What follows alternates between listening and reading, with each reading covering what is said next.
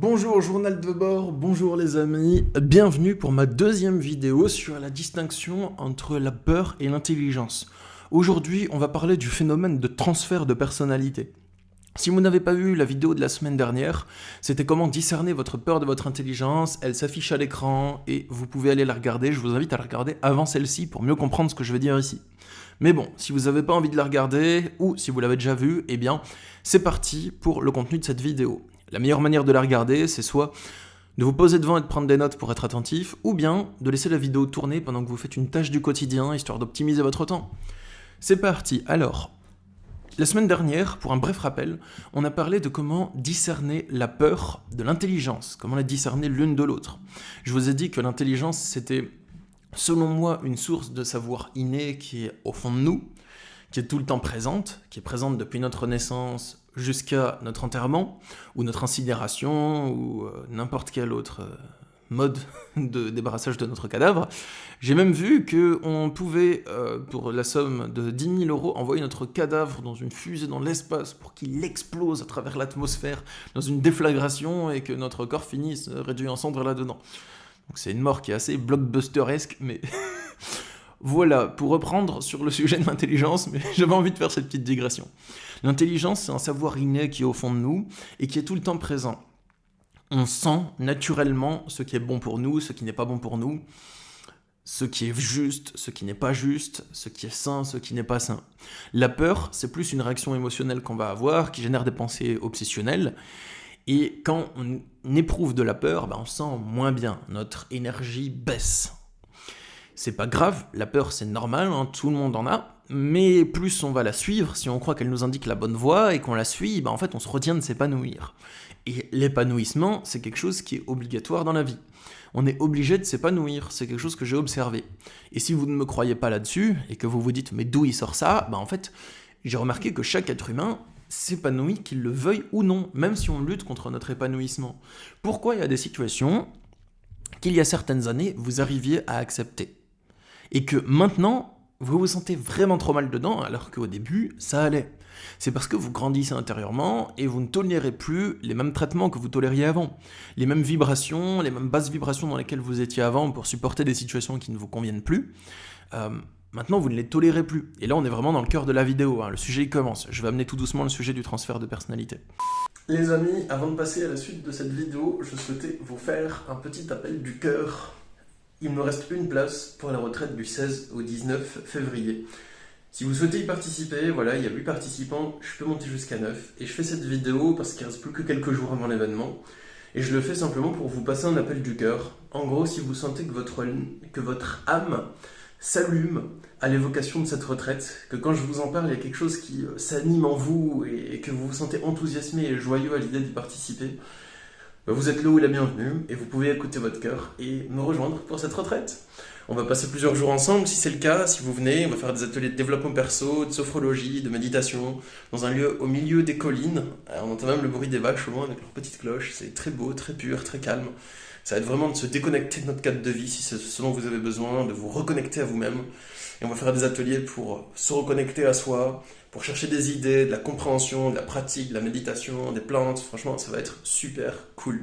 Si vous voulez voir en détail ce que je partage, il y a le lien dans la vidéo, en dessous de la vidéo. Et voilà tout ce que je souhaitais vous dire. Les amis, je vous laisse avec la suite de la vidéo. Des bisous.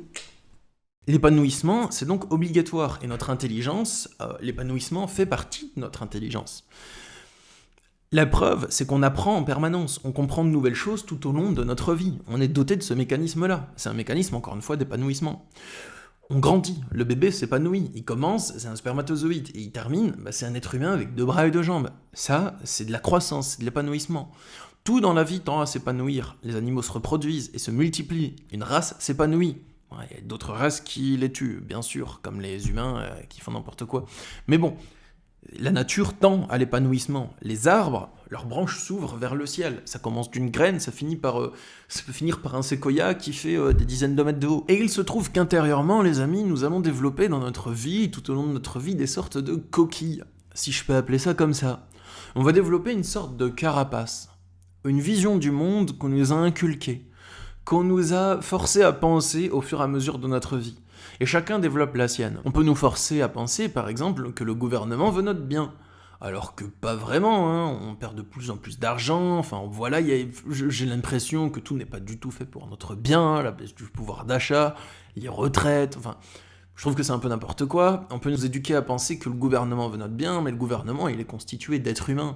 Et ces êtres humains, ils servent leur intérêt, leur salaire personnel, enfin, des fois ils veulent notre bien, des fois pas, des fois ils sont mal intentionnés, des fois ils manipulent, c'est des êtres humains comme tout le monde qui composent le gouvernement, avec leur jeu de pouvoir et tout et tout. Donc il y en a qui veulent notre bien, il y en a qui le veulent pas, il y en a qui s'en foutent, il y en a qui sont malveillants, il doit y avoir des sadiques, enfin, il y a de tout.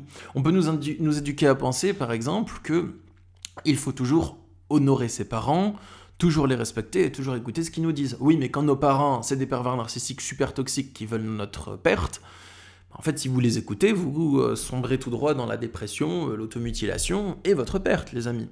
On peut aussi nous éduquer à penser que le seul modèle de réussite, c'est de se marier avec la première personne avec laquelle on a une relation de couple, de faire des enfants avec cette personne, de signer très très vite un CDI, de faire un prêt pour la voiture, le Labrador et tout, tu connais la chanson. Et non, en fait, pourquoi vous mariez avec la première personne? Si c'est la bonne, tant mieux.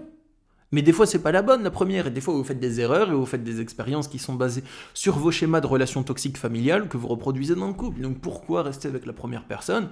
Si celle-ci est toxique, ça peut servir d'une expérience pour trouver la bonne plus tard. Donc des fois, la première, c'est la bonne personne, des fois, la première, c'est pas la bonne. Chacun a sa propre histoire. Et ça aussi, c'est une histoire qu'on nous raconte. Et en fait, le problème, c'est que toutes ces histoires qu'on nous raconte, on finit par se les raconter à soi-même, et par se les raconter tellement fort et tellement longtemps, que un jour, en fait, on se rend compte qu'on les remet plus du tout en question. Ces histoires, elles font partie de notre structure. On se dit, c'est comme ça que je dois réussir ma vie, le CDI, le mariage avec la première personne venue, tout ça, alors que ça n'a aucune logique. Pourquoi signer rapidement un CDI alors qu'en vrai, vous pourrez prendre du temps pour découvrir ce que vous aimez vraiment? Pourquoi privilégier la sécurité plutôt que votre vie, en fait? Plutôt que le fait de vivre, d'exister, de vous déployer dans le monde? Alors que le modèle que la société veut vous donner, c'est signe rapidement un contrat à durée indéterminée, même si ton travail, c'est bosser dans un truc qui t'épanouit pas du tout et que t'aimes pas. Mais il y a la sécurité, et dans ce monde, l'emploi est incertain. Oh là là, regarde, il y a la crise, vite, signe. Voilà. Et pour moi, dans certains cas, ok, c'est bien de le faire. Si vous avez des enfants, de les élever, tout ça. Mais dans d'autres, ça vous correspond pas, et vous le faites juste parce que c'est le modèle qu'on vous sert, en fait. Pareil pour le mariage, il y a même des personnes qui se marient avec des personnes du sexe opposé alors qu'en fait elles sont homosexuelles. Et juste parce qu'on leur a dit que c'est ça qu'il fallait faire, on leur a tellement rabâché que c'est ça qu'il fallait faire qu'elles se sont même pas questionnées à propos de leur vraie orientation, ou elles ont pas vraiment exploré la question. Enfin, je sais que c'est arrivé, on me l'a rapporté ça, donc voilà. Pour moi, toutes ces histoires, on va se les raconter. Et elles vont structurer notre personnalité, elles vont structurer nos habitudes, parce que pour s'adapter à un système qui est toxique pour nous, pour s'adapter à une vie qui est toxique pour nous, on va devoir forcément jouer des rôles, porter des masques, vous voyez. On va devoir se comporter d'une manière qui n'est pas naturelle, se comporter pour faire plaisir aux autres et arrêter de les froisser, se comporter en faisant semblant que ça nous convient.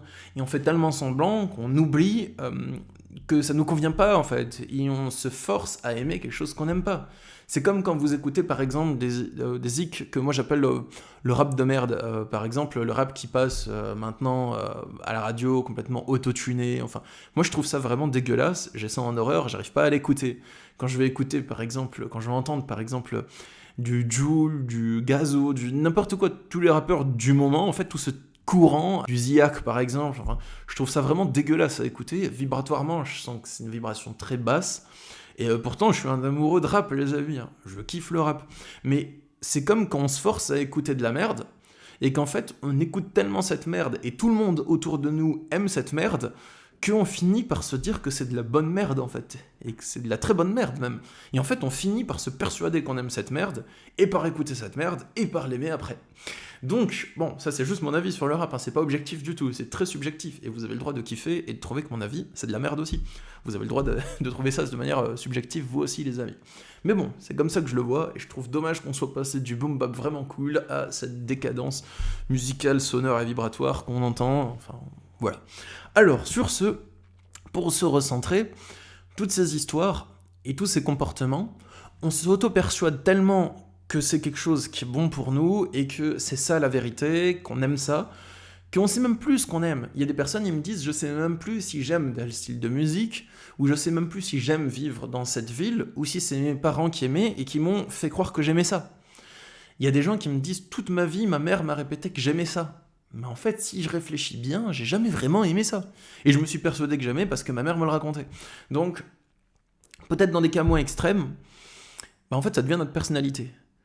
Mais on aura beau se raconter un mensonge 1 million de fois, ce mensonge en restera un. Il est vrai seulement dans le sens où il est un mensonge. C'est la seule réalité qu'il trouve, en fait. Même si on se raconte qu'on aime ces choses-là, au fond de nous, il y a une partie de nous qui finit par pas aimer ces choses-là. Et en fait, ça dépend, dans notre vie, qu'est-ce qu'on va suivre ? Est-ce qu'on va suivre notre voix qui nous dit ce qu'on doit aimer, comment on doit se comporter, comment on doit s'enfermer pour plaire à la société, pour plaire à des gens qui veulent pas forcément notre bien, ou qui veulent ce qu'ils pensaient notre bien, mais qui n'est pas vraiment notre bien ? Ou est-ce qu'on va écouter l'autre voix qui nous dit « Mais non, au fond de nous, t'aimes pas ça. Au fond de nous, t'es pas bien dans cette vie. Au fond de nous, tu rêves d'autre chose que ce que tu vis actuellement. » Et c'est ça que je vais appeler le transfert de personnalité, le sujet de la vidéo. C'est parce que on s'est raconté des fausses histoires. On a fini par les croire. Ces histoires sont venues structurer notre personnalité et notre construction mentale. Donc ça veut dire que plus cette structure est épaisse en nous, plus on voit que ça dans notre vie et on se comporte que comme ça et on n'est que comme ça. N''EST, on n'est que comme ça en fait. On n'est que ça, on n'est que mensonge, on n'est que ce que les autres nous ont dit qu'on était, on n'est que ce qu'on a décidé de croire. Donc ça veut dire que notre centre de gravité, si je peux dire ainsi, est d'abord situé dans notre personnalité factice. Et en fait, avec le travail qu'on peut faire quand on essaye de dépasser nos souffrances, quand on essaye de dépasser nos peurs, quand on essaye de trouver qui on est, quand on fait face à une crise existentielle, une crise de la quarantaine, une dépression, un burn-out, ou même simplement une envie et une curiosité de se connaître, tous ces éléments-là, en fait, ça peut nous amener à pousser une sorte d'introspection et entamer un chemin vers soi. Et quand on entame ce chemin vers soi, en fait, on va tomber sur quelque chose qui est au fond de nous et qui était là depuis le début, mais qu'on a ignoré parce qu'on était piégé dans notre fausse personnalité. Et cette fausse personnalité, elle nous a fait plus souffrir qu'autre chose, mais on s'en rendait pas compte sur le moment. Donc on va tomber sur quelque chose qui était au fond de nous depuis le début, sur une sorte d'intelligence, d'intuition, de connaissance innée, et on va se rendre compte que plein de choses étaient fausses. Et je parle pas de complotisme ici, mais simplement de se rendre compte que plein de choses auxquelles on a cru étaient, d'un point de vue technique, fausses. Et je veux pas dire, oui, on a cru que le gouvernement volait notre bien, mais en fait, c'est des lézards qui sont dans une peau d'humain et tout. En vrai, je crois pas du tout à ça, mais ce que je veux dire, c'est que on va se dire, par exemple, j'ai cru toute ma vie que cette personne, que ma mère ou que mon père voulait mon bien parce que c'est mon parent. Mais en fait, si je regarde dans mon passé, cette personne a essayé de me nuire et de me saboter toute ma vie. Par exemple, on peut ouvrir les yeux là-dessus. On peut ouvrir les yeux sur, j'ai cru toute ma vie que j'arriverais à me plaire dans ce travail, mais j'ai jamais réussi en 20 ans de carrière à me plaire là-dedans. C'est que c'est pas fait pour moi, mais qui suis-je au fond de moi ? Et là, hop, la crise existentielle débarque. Donc, avec ce chemin d'introspection-là, petit à petit, on va apprendre à se connaître, à découvrir ce qu'on aime vraiment, qui on est vraiment, qu'est-ce qu'on veut vraiment intuitivement, et on va même prendre conscience de nos pensées, se dire, enfin remarquer que des fois on a un élan de faire quelque chose, mais qu'on se dit non. Et c'est très perturbant, parce que toute notre vie, on a suivi notre personnalité, nos blocages, nos coquilles, en fait, comme je les appelle, nos carapaces. Et en fait, à un moment, on se rend compte de certains de nos mouvements intérieurs, qu'en fait, au fond de nous, on n'en avait pas envie, mais qu'on s'est forcé à le faire. Et maintenant, on commence à se rendre compte quand on a envie de faire un truc, mais qu'on se dit qu'on ne doit pas le faire, à cause de la fausse personnalité, la peur, tout ça. Et petit à petit, ça va créer des conflits intérieurs, des souffrances, ça peut amener en dépression, en burn-out, ça peut amener en long chemin spirituel, en crise existentielle, en nuit noire de l'âme, comme on l'appelle. Mais ce que je vais appeler le transfert de personnalité, c'est ce qui, petit à petit, va arriver lorsque vous déplacez progressivement, c'est très lent, ça se fait en plusieurs années, mais lorsque vous déplacez progressivement votre centre de gravité, de la fausse personnalité à votre réelle nature, à votre intelligence intérieure, à votre lumière intérieure. Et petit à petit, vous dépassez le centre de gravité là-dessus, vous le déplacez là-dessus. Donc, vous n'allez plus vous identifier à la fausse personnalité que vous étiez. Elle était réelle, c'était votre structure, mais ça ne vous convenait pas. Et petit à petit, vous allez vous identifier un peu plus à votre lumière intérieure. Ça va se passer en plusieurs étapes. D'abord, vous allez remarquer que vous vous sentez mal dans la situation actuelle et que avant vous ne vous sentiez pas si mal que ça. Ou que vous tolériez, mais maintenant vous ne tolérez plus. Ensuite, vous allez commencer à vous poser des questions sur ce que vous êtes, qui vous êtes vraiment, ce que vous aimez vraiment. Et des fois, vous allez avoir des réponses. Et vous allez remarquer que vous aimez certaines choses, que vous n'aimez pas telle chose, que vous êtes telle chose, que vous n'êtes pas telle chose. C'est intuitif, c'est inné. Qu'il y a des choses que toute la vie, vous vous êtes empêché d'expérimenter. Mais en fait, au fond de vous, il y a une partie de vous qui est mystérieusement animée et enjouée. Et épanouie rien qu'à l'idée d'y penser. Et ensuite, des fois, vous allez suivre cette partie de vous, suivre votre intuition. Prendre des décisions depuis cette zone-là, en écoutant votre cœur, en fait. Mais c'est dur d'arriver déjà à s'y connecter. C'est vraiment dur de s'y connecter la première fois quand on l'a pas fait depuis longtemps, parce que ça implique de vraiment affronter ses peurs, affronter ses culpabilités, affronter ses colères, ses tristesses, ses deuils, et faire avancer à tâtons là-dedans, en fait. On sent qu'il y a quelque chose si on va dans cette direction, mais on sait pas quoi, on l'a pas encore touché du doigt, c'est ce qu'on appelle la nuit noire de l'âme. Comme Osho disait, on n'est plus l'ancien, mais on n'est pas encore le nouveau. Et on avance en étant perdu entre les deux. Et c'est ça la nuit noire de l'âme, c'est la longue période où vous allez avancer vers votre épanouissement et vers votre lumière intérieure, mais sans arriver à la goûter, ni même la voir. Vous sentez juste qu'il y a sa présence, qui se trouve par-delà la forêt des peurs, des angoisses, de la culpabilité et de tous les trucs dark comme ça. Et petit à petit, vous allez commencer à voir cette lumière, vous allez commencer à voir des signes qu'elle est là. Par exemple, vous marchez dans la forêt sombre de vos peurs, et un jour, en fait, dans cette forêt, vous trouvez une fleur qui est synonyme d'espoir. Un jour, vous voyez un rayon de lumière furtif, mais vous savez que vous l'avez vu, même s'il vient de s'évanouir.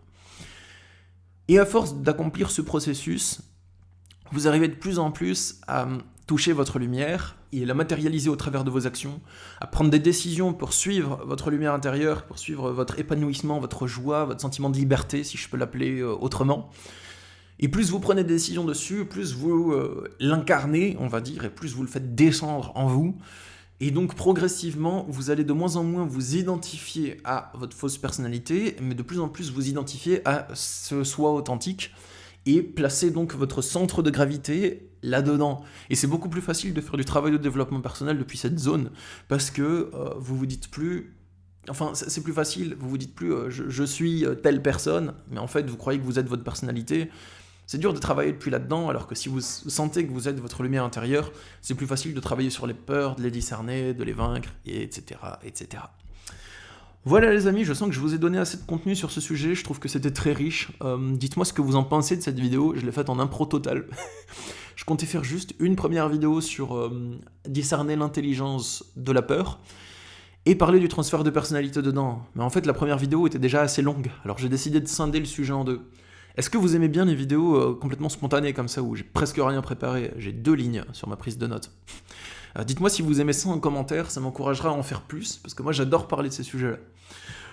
Voilà les amis, dernière chose, si vous souhaitez avoir mon accompagnement individuel pour discerner votre peur de votre intelligence, pour avancer vers votre lumière intérieure, pour avancer vers qui vous êtes réellement au fond de vous, si vous souhaitez que je vous accompagne moi au travers de ce chemin difficile de nuit noire de l'âme, ou de chemin vers soi tout simplement, de chemin spirituel, de spiritualité, eh bien il y a le lien dans la description pour me contacter. Je propose des consultations individuelles qui se font par Skype, Messenger ou téléphone, et mon but c'est, dans chaque rendez-vous, que chaque rendez-vous soit efficace et utile à lui-même, qu'il n'y ait pas forcément besoin d'un suivi. Voilà les amis, moi je vous envoie de l'énergie positive, de l'amour sur votre chemin, et je vous dis à la semaine prochaine pour une prochaine vidéo. Prenez soin de vous, au revoir.